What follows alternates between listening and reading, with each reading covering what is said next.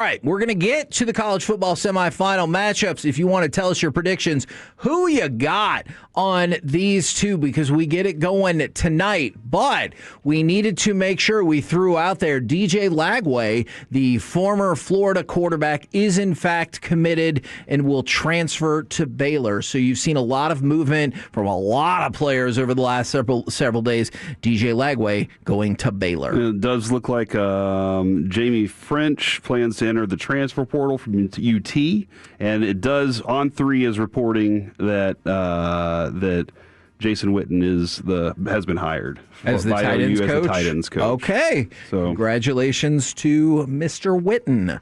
All right.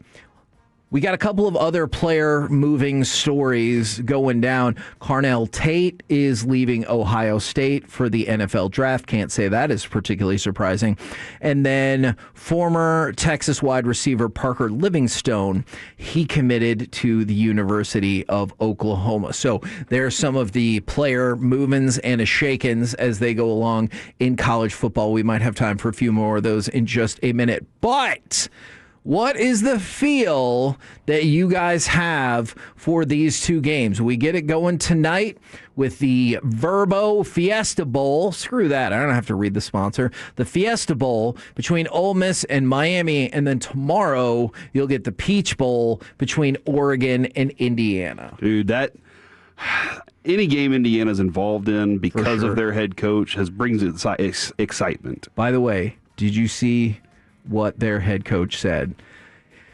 He was asked about the fact that he always looks angry or maybe just miserable out there. And he said, quote, "There's a lot of times I'm happy. I just don't show that I'm happy. If I'm going to ask my players to play the game first play, and have the same regardless of competition and the circumstances, then I can't be seen on the sideline high-fiving people and celebrating, right? Or what's going to happen? What's that effect going to be?" But he said, "I do smile, and I am happy at times." The only times I ever think I saw Nick Saban happy was when he was hoisting the trophy, and then he would stop smiling as he handed it to somebody else.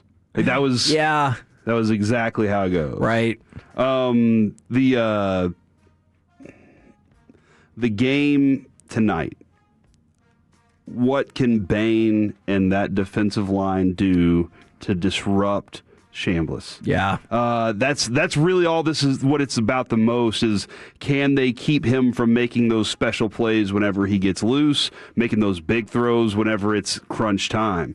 And then on top of that, they got a kicker that can put it through the uprights, right, dude, which is kind of chaos. But I guess the question is, which quarterback is the one that you're like, that's the one that I think can make the play? I don't have any faith in Beck. Yeah, see. But he's somehow been able to put them in good position. And I go back and forth on that because I understand everybody who says they don't have any faith in Carson Beck. It just feels like Carson Beck is still going to grab this game magically from out of nowhere, where he has 3 touchdowns and you're like, oh, dip?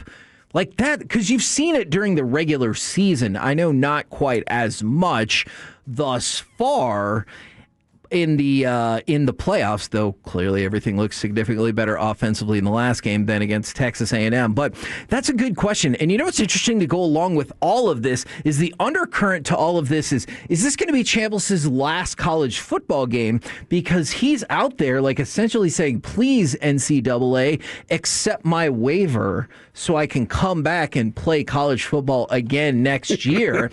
But that's a really complicated situation. So if he does, this could be 2 games away from the start of potentially defending a national title. But on the flip side, his college career could be over tonight, and he might not know it for like another few weeks. I think also the excitement that you get from being able to watch Malachi Toney and a Kwan Lacey on the other side of the ball. 2 different positions, really fun players. But Malachi, you can put him on. He's your Turpin, right? You just put him all over the field, line him up, and they actually do things with him that turn into big plays.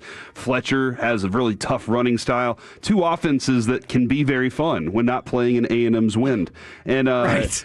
But like this is going to come down to what those defensive fronts can do to make that quarterback not be able to deliver on big plays. You know, it's funny because you mentioned 3 of the players right there. So ESPN put out their rankings of the best players in the college football playoff thus far.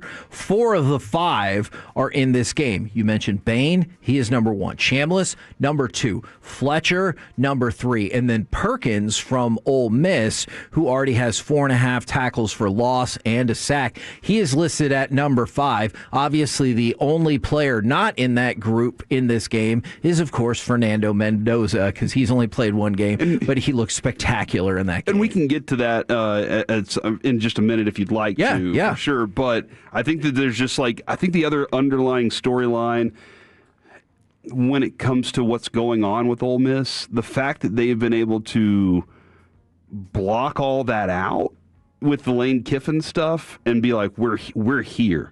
We have this chance to win a championship and do something special, despite where he is, despite what the national media is saying about the chaos that's going on, despite the fact that he keeps trying to steal coaches from our team and all this stuff. It's like, that's where I'm like, wow, I'm very interested in them because they look like it galvanized them. It looks like a team that's like, no, we're going to figure a way out because we're all in this together. And that's a room that I'd like to be part of. I like rooms like that.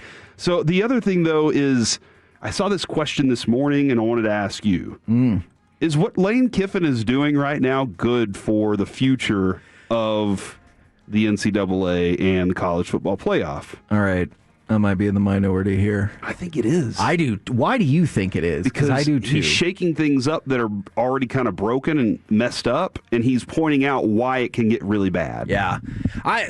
Pointing out the hypocrisy of what the NCAA has been all about for a really long time is always going to win points with me. Yeah. But also, I like it because if you're going to have another new power rising, though obviously LSU has been very good for a long time, in varying degrees, I think having a new villain is fun. Yeah. And if you told me that LSU is the new villain because of their head coach, I think that's kind of fun. I do also wonder how, because he and Nick Saban are pretty tight. For sure. And I wonder how much of him and Nick Saban's texting him, and he's like, hey, you keep going against the grain on this. Really show them they need a commissioner. I'm going to be the commissioner one day, and I'll help you out. But they need a commissioner. They need all these different things because the structure of it's broken. It's reality. The fact that coaches can leave before all that, it's reality. And I think that he's probably in his ear just a little bit going, hey, mess with them. Send your coaches, then take them away. Then the day before, send them back. Just mess with them. And it might not be exactly the same, but did you see even Miami's coach was like, hey, blame the adults for all this portal trickery. Don't be blaming these kids. It's the adults who have set up this system to have all these issues. A bajillion %. By the way, Jackson Arnold, formerly of Oklahoma and Auburn, is now going to go to UNLV. If you're looking, I think Ruben Bain is probably the guy, but that also depends on if you think Miami can win it all. Did you know outside of the quarterbacks, there is not one single MVP candidate for the college football championship that's better than 25-1. So I would offensively. Now I know Bain, you would look at him as the defensive MVP, but MVP for offense, Mendoza, a little bit more than even money. Dante Moore, 2.5-1. Carson Beck, 3.5-1. Chambliss, 5-1. There is no other offensive player that's better than 25-1.